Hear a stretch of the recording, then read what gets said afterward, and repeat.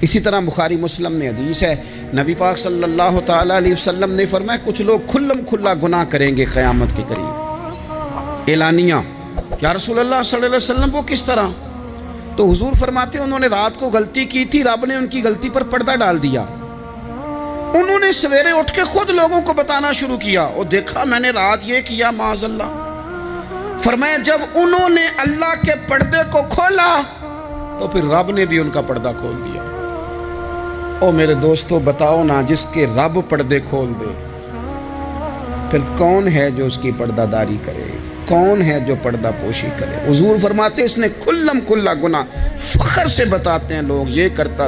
میں بڑے ادب سے عرض کروں گا بزرگوں کی خدمت میں، جو بڑی عمر کے ہیں، جن کی اب اولادیں ہیں، اگر ان کی زندگی میں کچھ ایسی کمزوریاں ہیں تو بچوں کو سمجھانے کے لیے بھی اس کو ڈسکس نہ کریں، ہم یہ کرتے تھے، ہم یہ کرتے تھے۔